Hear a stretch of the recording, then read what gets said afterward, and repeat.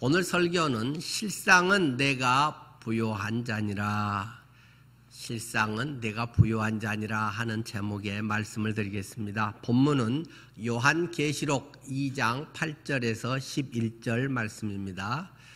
성경 맨 마지막에 있는 요한묵시록 또는 요한계시록, 요한이 기록한 예수님의 계시, 여러 가지 제목들로 되어 있습니다. 2장 8절 말씀부터 11절까지 제가 읽겠습니다. 서머나 교회의 사자에게 편지하라. 처음이며 마지막이요 죽었다가 살아나신 이가 이르시되 내가 내 환난과 궁핍을 알거니와 실상은 내가 부요한 자니라. 자칭 유대인이라 하는 자들의 비방도 알거니와 실상은 유대인이 아니요 사탄의 회당이라. 너는 장차 받을 고난을 두려워하지 말라. 볼지어다 마귀가 장차 너희 가운데서 몇 사람을 옥에 던져 시험을 받게 하리니 너희가 10일 동안 환난을 받으리라. 내가 죽도록 충성하라. 그리하면 내가 생명의 관을 내게 주리라. 귀 있는 자는 성령이 교회들에게 하시는 말씀을 들을지어다. 이기는 자는 둘째 사망의 해를 받지 아니하리라. 아멘. 요한계시록을 왜 기록하게 됐는가 하는 것을 여러 번 말씀드린 적이 있습니다. 요한계시록은 서기 주후 95년경에 사도 요한이 기록했다고 봅니다. 지금 성도들은 매우 어려운 상황에 있습니다. 굉장한 핍박 가운데서 때로는 소망을 잃어버릴 정도의 힘든 상황을 버텨가고 있는 중입니다. 그런데 지도자인 사도 요한마저도 그들과 함께 있지 못하고 저 밤모섬, 파트모스 섬에 귀양을 가 있는, 유배되어 있는 그런 상태이기 때문에 그들과 늘 만나서 기도하고 예배하고 함께 늘 격려하는 이러한 일을 할 수 없는 그러한 상당히 막막한 상황에 있는 것이죠. 그때 그들이 할 수 있는 방법이 뭐겠습니까? 주님께서 갑자기 사도 요한을 변신을 시켜서 뿅 해가지고 그들이는데 예수님께서 마치 부활하시고 나타나셨듯이 너희 힘내 하고 그냥 착 보여주고 또 어디 SF 영화처럼 딴 데 가서 또 하고 그렇게 하는 건 아닙니다. 특히 많은 성경의 경우들은 일상적인 방식의 자연의 섭리적인 것이 대부분인 것을 기억해야 됩니다. 못해서가 아니라 그게 하나님의 대부분의 법칙이고 그것이 하나님이 일하시는 원리의 대부분이라는 사실을 먼저 기억해야 됩니다. 그러나 늘 말씀드리듯이 하나님이 특별한 상황에 특별한 사람들에게 특별한 방식으로 얼마든지 일하실 수도 있다. 전지전능하시기 때문에 하나님의 기적의 놀라운 표적, 그것이 이적이다, 표적이다 하는 것으로 말씀하고 있죠. 그러나 대부분의 밥 안 먹어도 살고 맘만 먹으면 공부 별로 안 했는데도 그냥 1등하고 합격하고 그냥 대충 했는데도 기도 좀 하면 잘 되고 자꾸 그리스도인이 그렇게 되면 정상적인 생활을 할 수가 없습니다. 하나님께서 주신 자연의 섭리의 원리가 그대로 그의 삶에 잘 구현될 수 있도록 하는 것이 좋은 신앙생활의 바탕이 된다는 것입니다. 그들은 매우 고통 속에 있는데 그가 할 수 있는 것이 편지 써서 전달해 주는 것입니다. 그런데 자기의 인간의 말로 야 힘내라 이런 정도가 아니라 예수 그리스도의 계시를 하나님이 그 환상 가운데서 하나님의 또 말씀 가운데서 사도 요한에게 네 자녀들이 지금 영적인 믿음의 우리 형제들이 너무나 고통을 당하고 있다. 사실은 이런 것이 너희들에게 있는데 너희가 눈앞의 것만 보고 너무나 많은 고통과 절망 속에 또 변절할 수도 있고 낙심할 수도 있다. 그러니 너는 편지를 쓰거라 한 것이 요한계시록이라고 하는 책이라는 말입니다. 그는 계속 pat모섬에 유배되어 있는 가운데 이 요한계시록을 편지를 써서 성도들이 돌려있고 그것을 통해서 맞아 이랬구나. 근데 왜 우리가 놓치고 있었지? 내가 주님 바라보고 산다고 했는데도 요러네 하는 것들을 일깨우면서 다시 믿음이 불릴 듯 하면서 주님 안에서 견고한 신앙으로 살아가게 되는 그러한 것이 이 요한계시록의 원래 목적이었다라는 것을 기억하면서 우리가 읽어야 할 것입니다. 자, 그러면서 요한계시록에는 2장과 3장에는 소아시아 지역에 있는 7 교회들에 대한 편지가 기록이 되어 있습니다. 2장 1절부터 에베소 교회에 보낸 편지, 에베소 후서다 이렇게 재밌게 표현한 분도 있습니다만은 하여튼 에베소 교회에 대한 어떤 모습 그것을 시작을 해서 3장 끝에는 라오디게아 교회까지 소아시아 지역, 지금 터키 지역이죠. 아나톨리아 거기 서쪽에 끝에 있는 에게해에 접해 있는 이쪽 중심들의 7개 대표적인 교회들에 대해서 쓴 편지입니다. 물론 소아시아 지역에 7개 교회만 있었던 것은 아니고 다른 여러 교회들이 있었습니다. 골로새 교회도 있었고 히에라볼리스 교회도 있고 여러 가지 이제 라오디게아 옆에 그런 교회들이랑 많이 있지만 대표적인 어떤 특징들을 중심으로 해서 말씀을 하신 것이라 봅니다. 그런데 그 교회들에 대해서 여러 가지 몇 가지 틀 원칙을 이렇게 놓고 그 편지 양식을 갖고 있지만 거기에 보면 대체로 이제 주님의 어떤 모습이 어떤 주님인가 하는 것을 각 교회의 형편에 따라서 보여주면서 대표적 중요한 것은 그들의 잘한 것은 칭찬해주고 잘못한 것은 책망하면서 이건 이래야 되는데 너희들이 이거는 잘못되고 있구나 하면서 너희들이 바로 이렇게 서라. 그러면 어떻게 되리라. 이기면 내가 이렇게 한다. 이기는 자에게 이러한 은혜의 보상이 있다든지 그런 말씀들이 비슷한 형식으로 기록이 되어 있는 것이 요한계시록 2장과 3장입니다. 이 7 교회 첫 자만 머리로 하면 에서버두 사빌라 맨 밑에 에베소 교회 맨 밑에서부터 시작해서 그 위에 그 교회들 간의 거리가 거의 한 50km에서 60km 정도씩 떨어져 있어요. 거기서 위로 쭉 올라가면 에베소 교회에서 한 60km, 64km 가면 그 위에 오늘 본문에는 서머나 교회, 그 다음에 그 위에는 버가모 교회, 그 위에는 두아디라 교회 정점으로 해서 이제 오른쪽으로 약간 내려오면 사대 교회, 그 다음에 빌라델비아 교회, 밑에 라오디게아 교회 이런 식으로 해서 폼선처럼 돼 있죠. 이 교회들에서 쭉 이야기하는데 아까 말한 양식에 너희가 참 잘하구나 하는 칭찬과 또 이거는 잘못이야 하는 책망 이렇게 다 기록되어 있는 교회가 4개 교회가 됩니다. 그리고 한 교회에는 책망만 있습니다.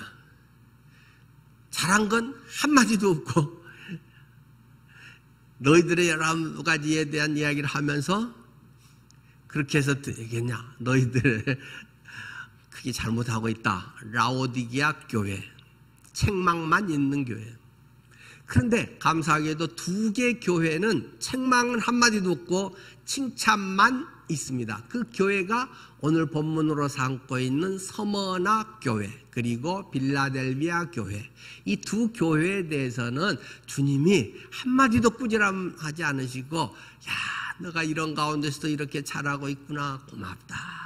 계속 그렇게 힘내서 잘하렴 하면서 주님께서 이 서머나 교회와 빌라델비아 교회에 칭찬을 하셨다는 것입니다.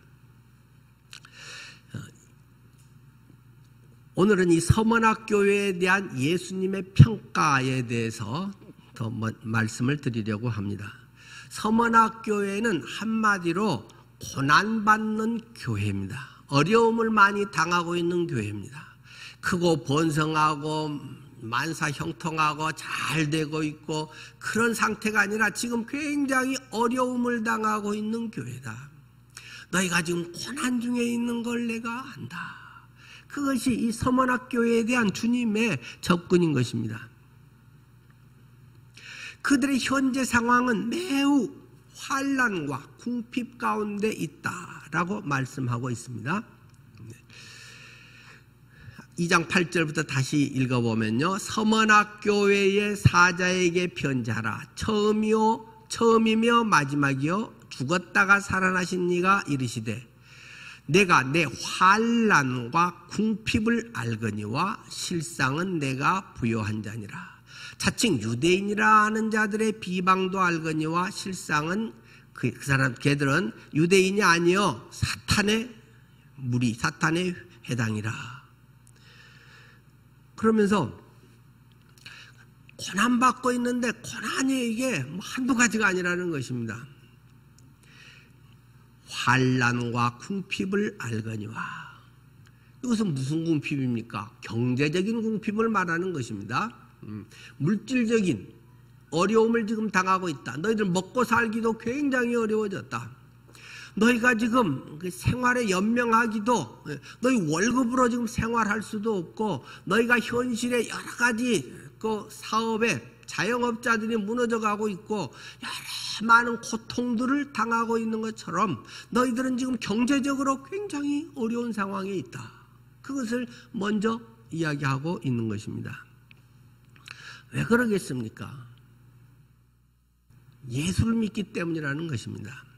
이 핍박에 대해서 한 서너 가지를 쭉 이야기를 하는데요. 그것의 원인에 대해서 이야기하기를 너희가 세상의 핍박을 받는데 그러한 세상의 유혹에 타협하지 않아서 이러한 결과를 낳고 있는 것을 말하고 있습니다. 세상과 적당히 이렇게 잘하면 너희도 얼마든지 남 이상으로 잘할 수 있는데 주님에 대한 신앙을 확실하게 간직하기 위해서 그것을 너희 스스로 걷어찼다. 너희가 그럴 수 있는 데서 배제되었다 하는 것을 내가 안다. 고난을 각오하고 세상의 그런 유혹에 타협하지 않았다는 것입니다. 그렇기 때문에 지금 이 로마의 식민지 가운데 있는 그런 상황에서 너희가 예수 믿는다고, 예수를 제대로 믿는다고 하는 것 때문에 직장에서도 잘리고, 예수를 믿지 않으면 잘할 수 있는 여러 가지에서 너희는 계속 떠밀려서 그런 지금 고통을 당하고 있다. 잠시 후에 그것에 대해서는 좀 더 구체적인 얘기를 할 것입니다. 그래서 어쨌든 굉장히 먹고 살기 어렵다. 자식들 학비되기 어렵다. 하루하루 경제적 생활이 유지가 안 된다. 그 고통을 내가 알고 있다라는 말씀을 먼저 하고 있습니다. 그 다음에는 너희가 비방을 당하고 있다. 모함을 당하고 욕을 먹고 있고 억울한 누명을 쓰고 있는 이러한 현실이 너희 가운데 있다는 걸 안다. 그런데 그것이 모르는 사람들의 정반대 그런 사람들에 의한 것이라기보다는 정말 우리를 괴롭게 하는 것은 가까운 사람이, 친척이, 뭔가 더 잘한다고 하는 사람이 핍박하고 고난, 비방, 모함하는 것이 더 큰 고통이지 않습니까? 지금 오히려 제일 잘 이해해 줄 유대인들이 너희를 비방하고 있다. 유대인들의 그 모함 속에서 너희는 정말 바르게 예수 믿고 너희가 진짜 깨달아서 하나님의 진리 가운데 가고 있는데 유대인들은 그들이 율법을 가지고 있고 하나님의 선민이라고 하면서 오히려 하나님 바로 섬기려고 하는 사람들을 더 핍박하고 있다. 그 유대인 뭐 걔들은이라고 하면 좀 그러겠지만 유대인 그들은 그 바른 거 아니야. 사탄의 회당이다. 사탄의 회다. 사탄의 모임, 사탄의 무리들이다 라고 직접 2장 9절에 이야기하고 있습니다. 실상은 걔들은 유대인도 아니야. 혈통으로는 유대인이겠죠. 그리고 자기의 신분과 쭉 내려오는 종교적 전통은 유대인이 맞겠죠. 그러나 걔들은 진짜 그렇다면 혈통의 유대인이 아니요. 아브라함의 자손이라고 다 진짜 아브라함이 아니라 믿음의 자손이 아브라함의 자손인 것이다 라는 로마서 설명처럼 그들은 사탄의 회당이다 라고 이야기를 합니다.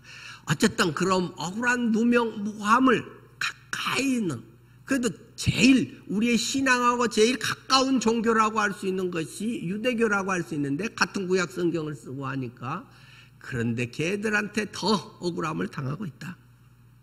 그리고 너희는 또 징역살이도 기꺼이 해야 될지 모른다. 또는 하고 있겠죠. 2장 10절이죠. 너는 장차 받을 고난을 두려워하지 말라. 볼지어다 마귀가 장차 너희 가운데서 몇 사람을 옥에 던져.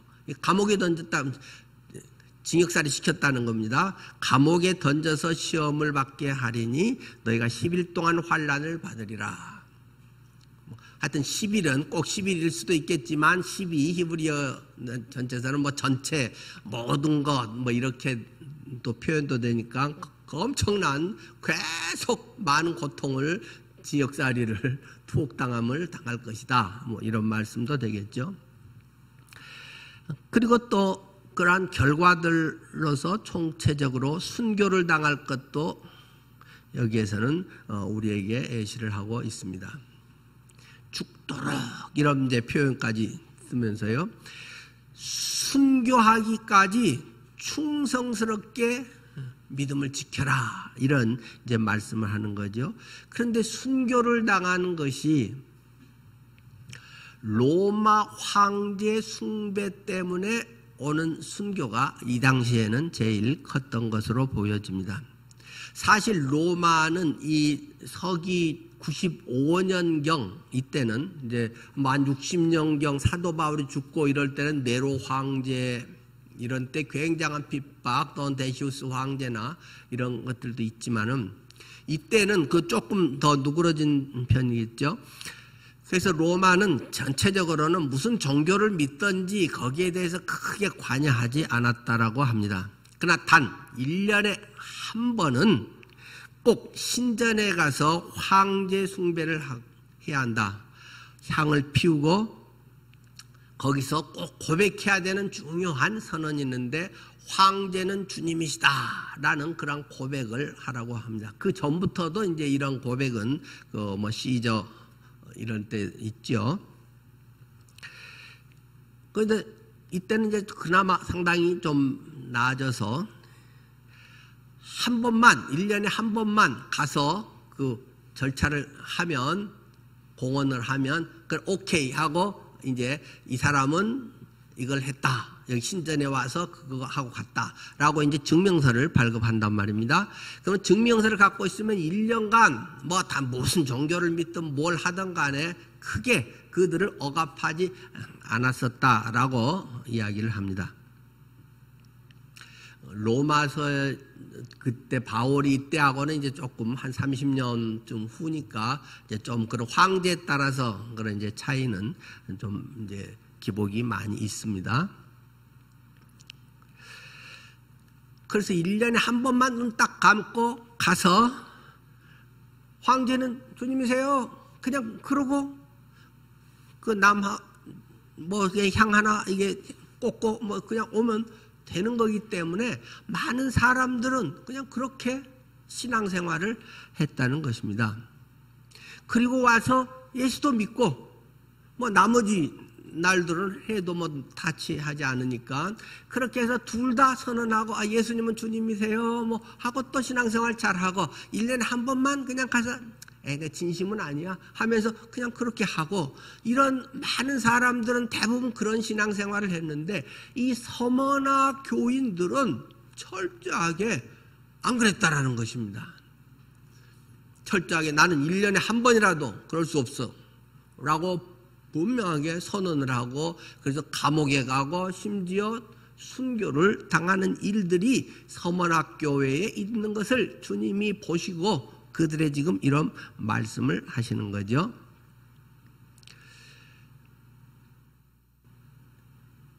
로마서에서도 이야기하듯이 주의 이름을 부르는 자는 구원을 받으리로다. 주의 이름을, 예수님, 주 예수 그리스도 나를 구원해 주세요. 나 예수님 믿어요. 이게 뭐가 어렵겠습니까? 근데 사도 바울이 지금 말하고 있었던 주의 이름을 부르는 자는 구원을 얻으리로다 하는 것은 바로 이러한 그 황제 숭배 사상에서 나온 굉장히 심중한 신앙 고백이라는 말입니다.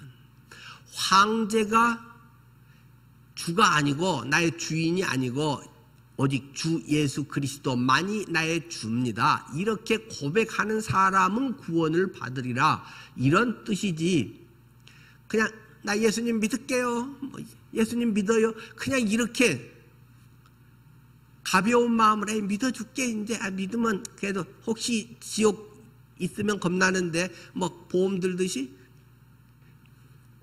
그거는 해결되겠네, 아마 이름을 부르는 자는 구원 얻으리라, 이름 부르기만 하면 된다며, 이런 것은 신앙이 아니라는 말입니다. 황제가 주인이시다 라는 것을 거부하면서 1년에 한 번이라도 그걸 거부하면서 예수님만이 주인이세요, 이러한 신앙을 갖는 자가 구원을 얻는다라는 말을 성경은 지금 하고 있다는 것입니다. 예수를 믿는다는 것은 자기 십자가를 지고 주님을 따른다는 말입니다. 이 당시에 예수님을 믿는다는 것은 굉장히 어려운 일입니다. 삶으로 목숨 걸고 따라가야 했던 것이 예수 믿는 일이었다는 말입니다. 예수도 믿고 다른 것도 하고 있을 수 없는 일이라는 것입니다. 둘 다 오케이는 안 믿는 것이다. 오직 예수 그리스도만이 나의 주인이십니다 라는 것이 성경이 가르치는 신앙의 고백이었고, 그들은 그렇게 해야만 진정한 하나님의 자녀의 삶을 살 수 있다는 것을 알았다라는 것입니다. 우리나라도 일제 신사 참배 때 그런 고백, 주기철 목사님의 순교, 또 공산당에서의 그런 고백, 손양원 목사님 자녀들의 그런 고백, 이런 것들에 간단히 거기서 겁나니까 또는 5분도 안 걸리는데 잠깐 나 안 믿어 라든지 말하고 얼마든지 할 수 있다는 것입니다. 사업할 때 예수 믿는다고 말하면 조금 계약에 골치 아플 것 같고 좀 손해볼 것 같으면 예수 믿는단 말 안 하고 예수 안 믿는 척하고 얼른 사인해 버릴 수 있다는 것입니다. 그러나 예수 믿는 건 그런 거 아니다. 철저하게 주 예수 그리스도가 나의 전부다. 그분이 나의 목숨이다. 그분은 나의 생명이다. 그것을 지키기 위해서 나는 모든 걸 다 잃어도 괜찮다.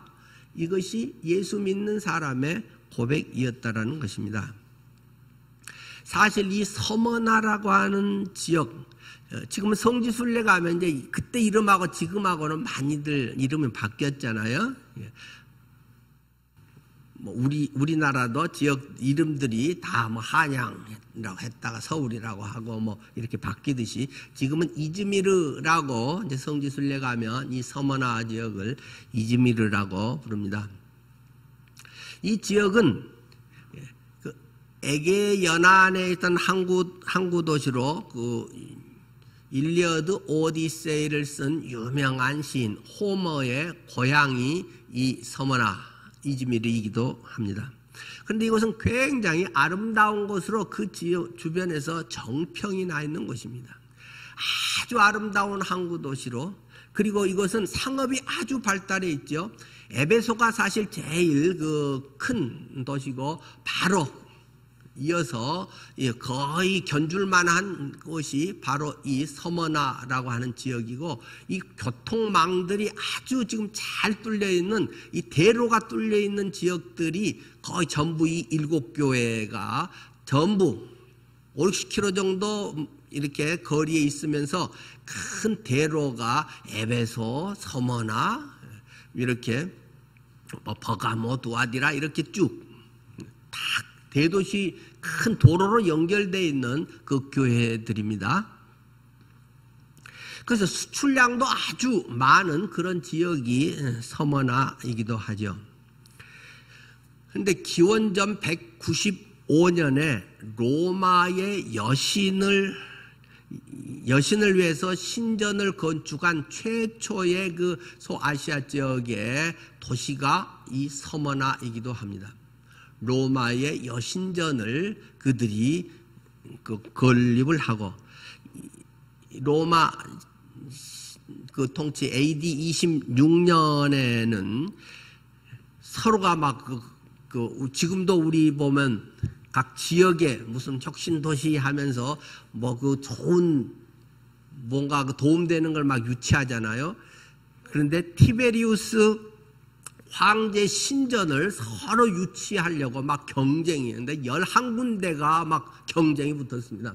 11군데가 우리 지역에서 황제를 신전을 세우겠어요. 티베리우스 황제 신전을 우리에게 유치하게 해주세요. 막 가덕도 공항 막 그렇게 하듯이 그렇게 되면 그 지역이 유명해지고 그것을 통해서 막 상업, 장사, 무역, 경제 여러 가지에서 굉장히 도움이 되거든요.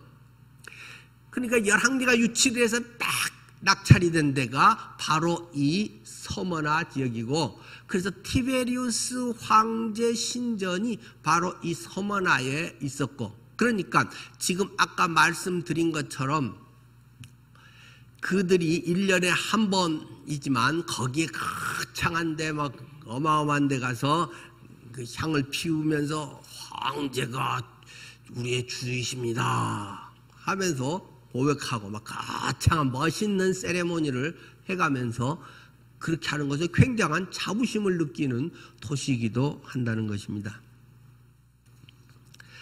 그런 데서 예수 그리스도만이 나의 전부입니다. 이 고리타분한 아주 남들이 보기에 답답한 그래서 직장도 잘리고 모두 그 분위기가 팽배해 있는 이 서머나에서 예수를 믿는다는 건 굉장히 어려운 것이다.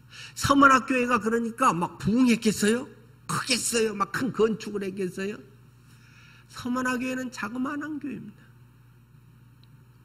그런 핍박 속에서 아주 박토에서 뿌리를 내리면서 비비고 막 사막에서 뭐 식물이 자라듯이 굉장히 어려운 교회가 서머나 교회고 교회 다니면 거기서 핍박은 더 가중되고 찍히는 그런 상황이 서머나 교인들의 현실이라는 것입니다. 그래서 앞에서 2장 9절 내가 내 환난과 궁핍을 알거니와 누가요? 예수님이 계시니까 예수님이 내가 너의 환난과 내가 지금 생활이 참 그렇게 돈이 없어서 그 차도 못 타고 걸어 다니고 있고 하루에 한 끼 라면으로 때우고 지내고 있는 걸 내가 알아 라는 말을 주님께서 하면서 그러나 뜻밖의 말씀을 주님은 하신다는 것입니다. 알거니와 알아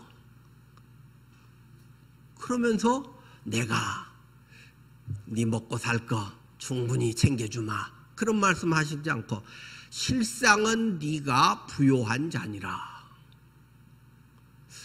이런 그냥 어떻게 되면 좀 호황된 그럴까요? 여러분이 굉장히 그렇게 어려운 가운데 제가 신방 가서 집사님 요새 라면 먹고 살기도 어렵다지요. 하지만 집사님이 최고 부자예요. 뭐 제가 신방 가서 그러면서 부요한 자 축복받았습니다. 계속 하나님의 이 부요를 누리고 사세요. 계속 이렇게 살아가세요. 말 그런다면 목사님 뭐 세상을 너무 몰라. 뭐 자기는 그렇게 안 당하니까 내가 이렇게 어렵게 있는 거 모르지. 그냥 말로만 저러지. 대부분 이러지 않겠어요? 예수님께서는 그러나 네 실상은 너는 진짜 부유한 자야 라고 말씀을 하신다는 것입니다. 욕도 엄청 얻어먹고 그냥 완전 댓글에 그냥 네 왜 사니 뭐 해가면서 막 악플만 죄다 달리는데, 그것도 친척이 아는 사람이 유대인의 비방이 계속 악플로만 있어가지고 정말 살맛이 안 나는 그런 상황에서도 너는 복받은 거야, 너는 부유한 자야. 여러분은 그런 현실을 어떻게 받아들이겠습니까? 우리는 가난한데 하나님은 부자라고 말씀하신다는 것입니다. 나는 고통받고 있는데 너는 행복한 자라고 말한다는 것입니다. 산상수훈의 뭐 영적인 것이 뭐 심령이 가난한 자는 복이 있나니 그건 더 이해가 되는데, 마음은 가난해야지 겸손해야지 하는데 지금 물질에서 실제 없는데 네가 부유한 자다. 쉽게 받아들이기 어려울 것 같습니다. 자,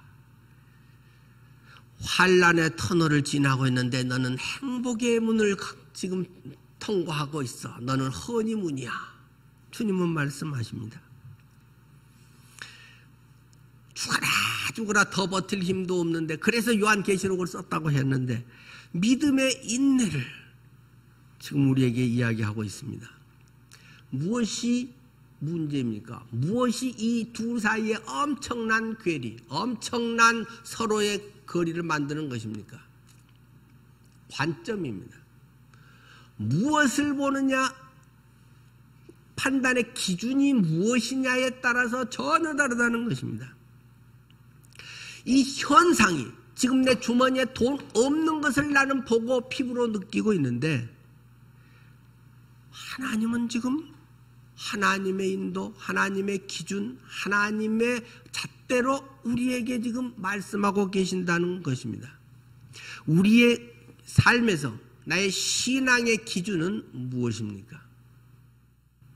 하나님의 말씀입니까? 당장 내가 겪고 있는 나의 현실이 나의 기준이고 평가의 잣대가 되는 것입니까? 내가 삶에 추구하고 있는 것, 그것은 과연 하나님의 말씀이고 하나님이 부여롭다, 하나님이 중요하다고 하는 것입니까? 내가 바라고 내가 원하는 것이 성취되는 것입니까? 이것은 서머나 교인들의 신앙, 그것 속에서 완전히 극명하게 진짜 배기와 어떤 짝퉁의 표가 극명하게 갈라진다는 것입니다.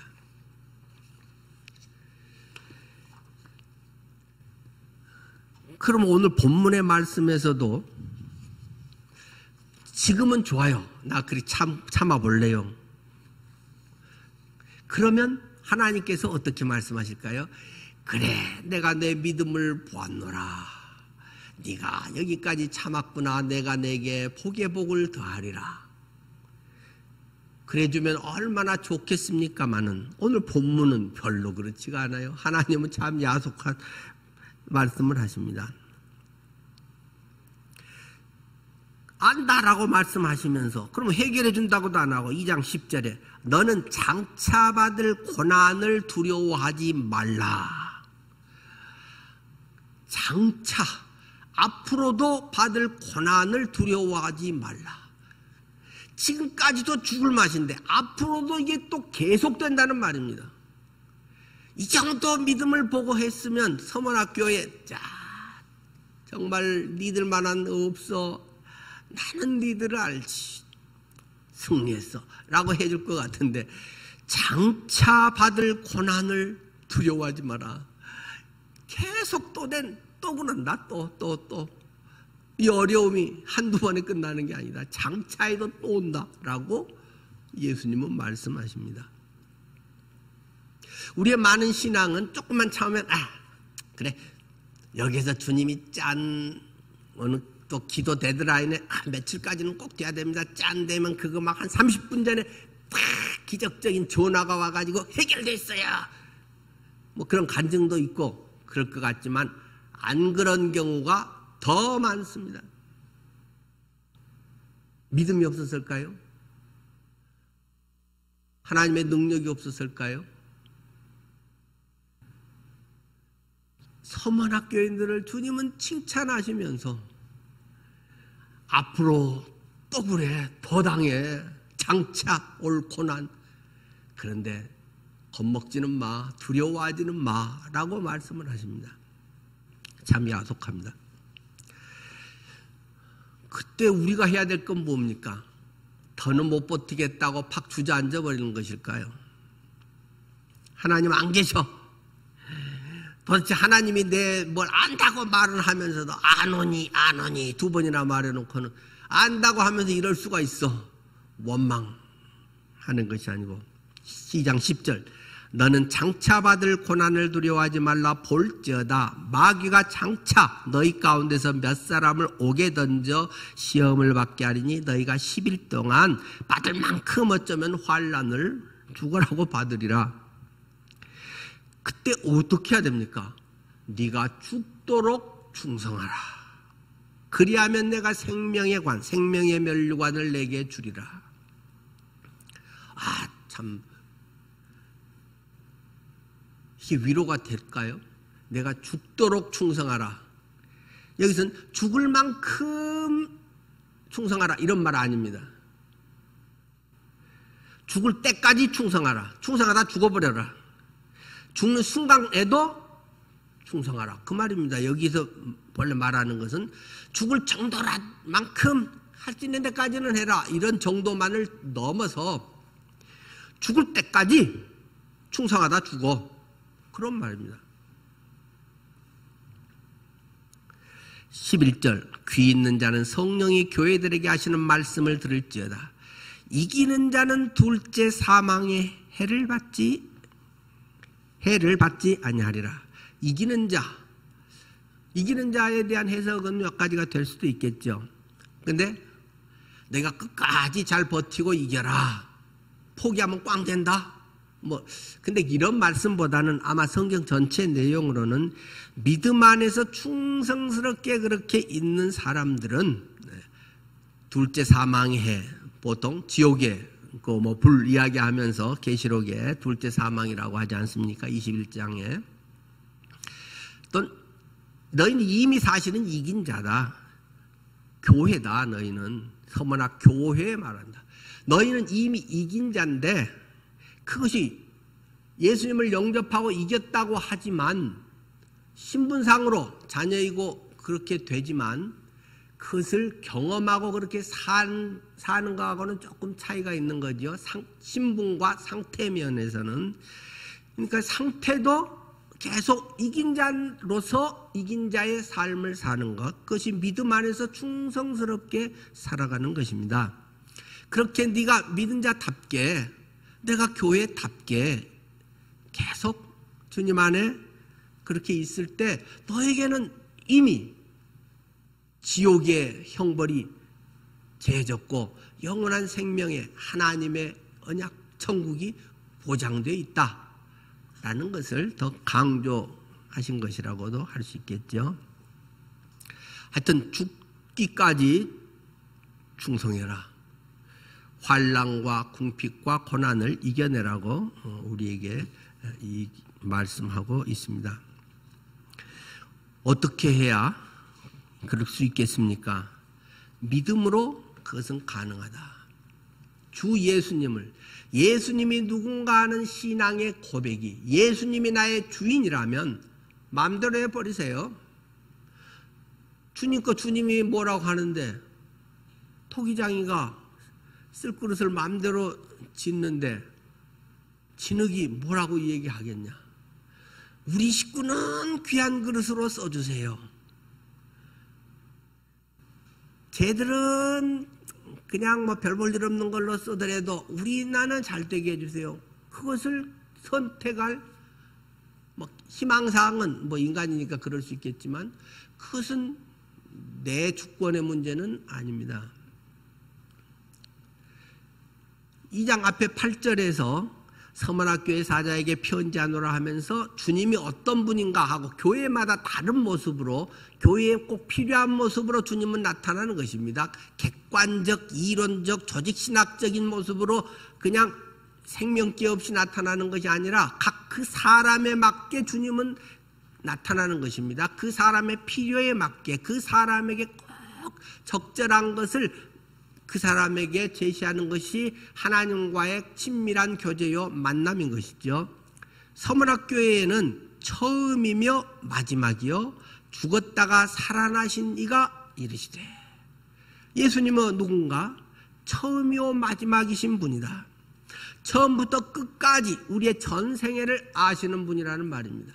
네 생명의 시작부터 네 생명의 끝까지 알고 함께한다. 나는 처음이요 나중이다. 알파요 오메가다. 주님은 우리에게 말씀하십니다. 네가 지금 중간에 이 말할 수 없는, 때로는 이해할 수 없는 고난을 겪고 있다 할지라도 처음부터 결국 너가 어떻게 될까지 다 아는 내가 나와 함께 있어. 내가 알고 있어.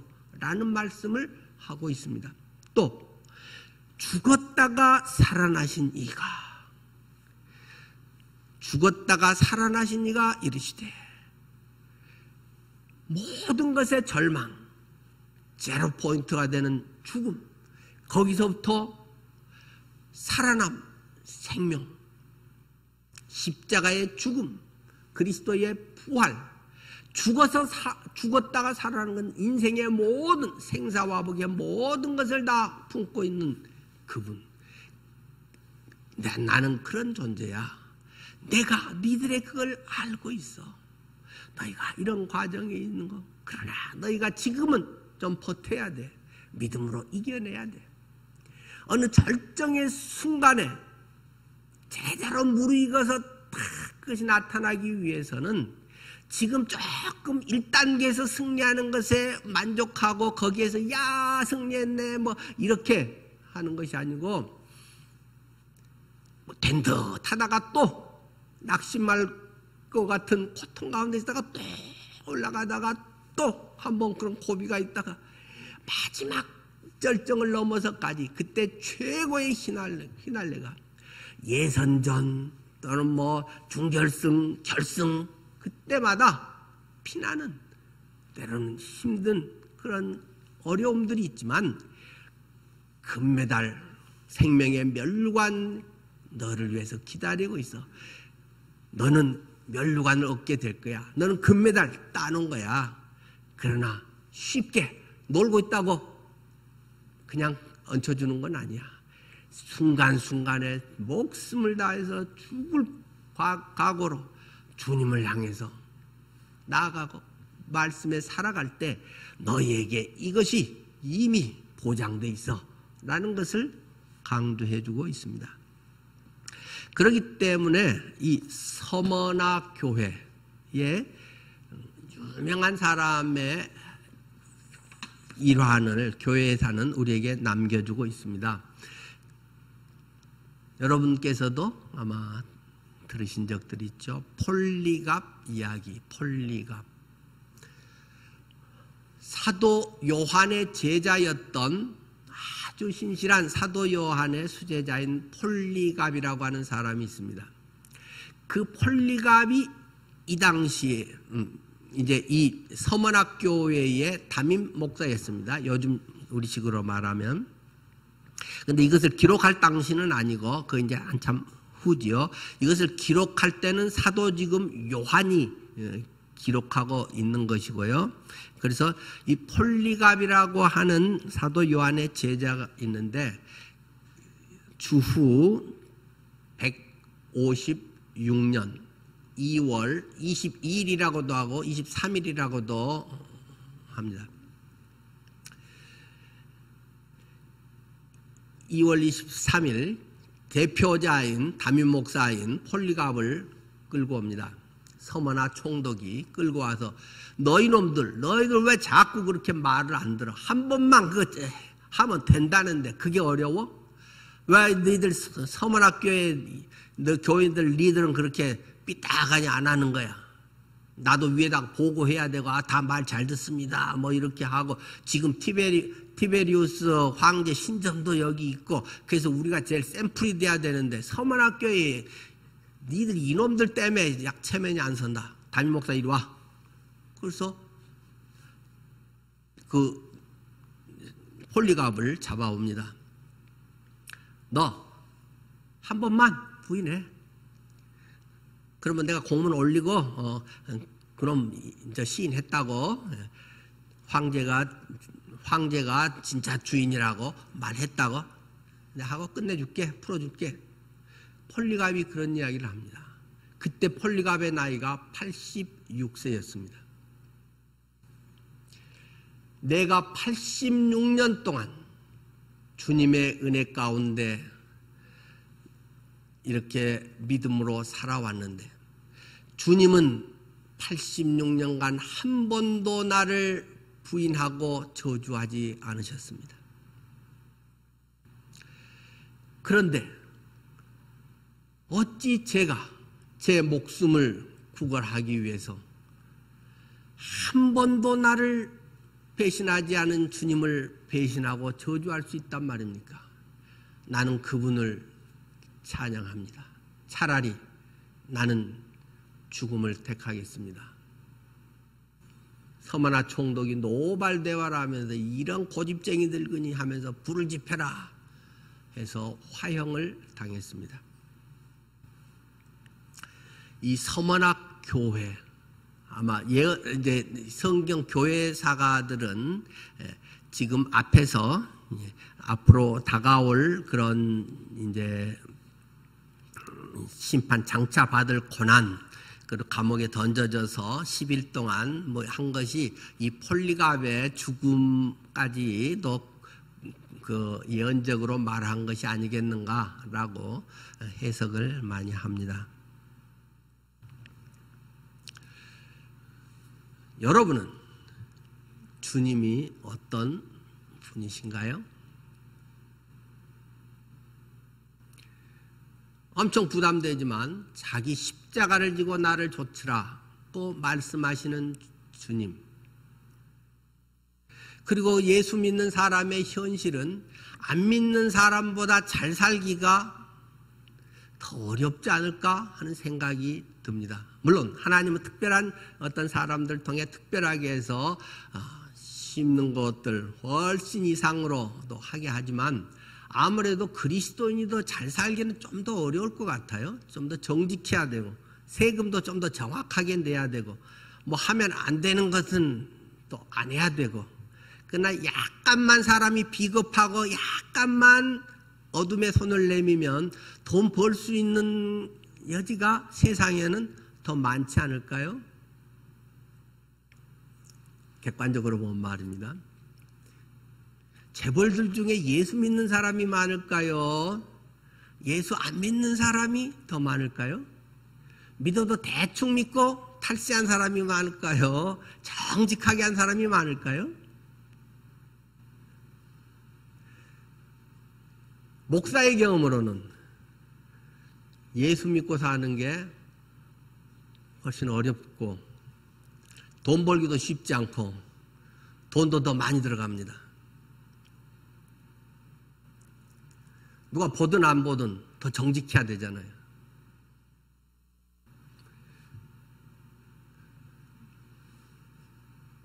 그러나 예수 믿는 사람은 뭐 죄 아니면 뭐 또 뭐 대충 해도 되는 것이 뭐 그 죄 문제 아니면 뭐 큰 문제는 아니겠죠. 그러나 때로 우리의 믿음의 선배인 서문학교의 신앙의 선배들의 삶을 우리가 보는 것처럼, 때로는 내가 예수 믿으면 그 정도 각오를 하고, 너무 세상에서 유명해지려고 하지 말고, 세상에서 남보다 자랑거리 만들려고 하지 말고,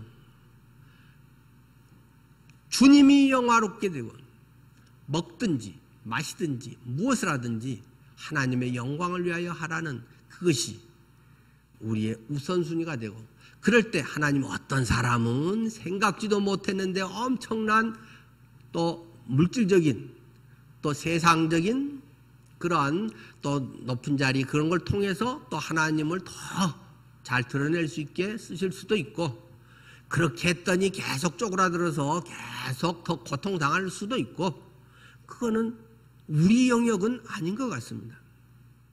그것마저도 하나님께 올려놓을 수 있는 것, 그것이 믿음일 것이고 때론 죽도록 충성하라는 그런 주님의 가르침이 아닌가 싶습니다.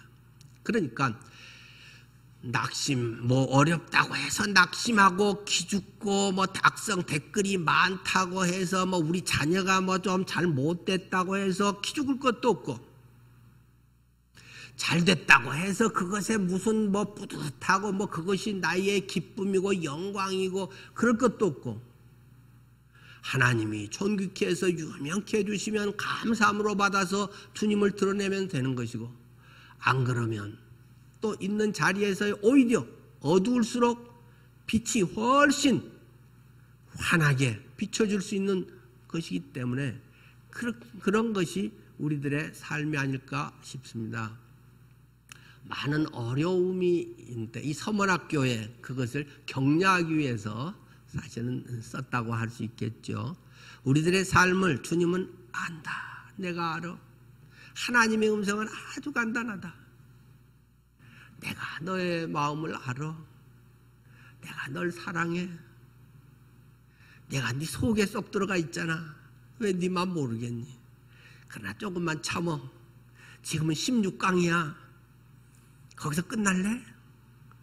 중결승, 결승, 나는 금메달을 넌 걸어주고 싶어도 지금 준비해놨는데 나는 포기할래요 하고 싶을 때도 성령이 내 안에서 말할 수 없는 탄식으로 우리 속에서 힘을 주시고 산 소망을 주시고 하나님의 승리하는 이기는 자에게 주시는 복을 모두에게 주실 줄 믿습니다. 여러분의 삶이 그런 은혜를 누리는 해가 되기를 축원합니다. 기도하겠습니다. 예수 믿는 것은 참 어려운 것입니다. 구원은 너무 쉽게 받을 수 있는 것이 맞습니다. 주님이 다 해주셨기 때문에 우리는 도저히 할 수 없는 것이기 때문에 공짜로 주셨다고 말씀하십니다. 그러나 주님을 영화롭게 하는 그 은혜를 받은 자의 삶은 물론 내 힘이 아닌 주님의 힘으로 하는 거지만 현실은 많은 고난을 겪어야 할지도 모릅니다. 내가 잘못해서 그런 것을 겪을 때도 있습니다. 그러나 그 속에서도 하나님의 뜻을 발견하고 나를 빚으시고 인도하시는 우리의 연약함과 죄와 결핍을 통해서도 역사하시는 하나님이심을 끝까지 믿고 나아갈 때 하나님을 사랑하는 자에게 주시는 합력의 선을 이루시는 역사가 내 삶에 나타날 줄 믿습니다. 우리 모든 성도에게 하나님의 그런 은혜가 있기를 축원합니다. 하나님 꼭 그런 믿음의 승리자, 믿음의 놀라운 하나님을 영화롭게 하는 간증자들이 되게 하옵소서. 예수님 이름으로 기도드립니다.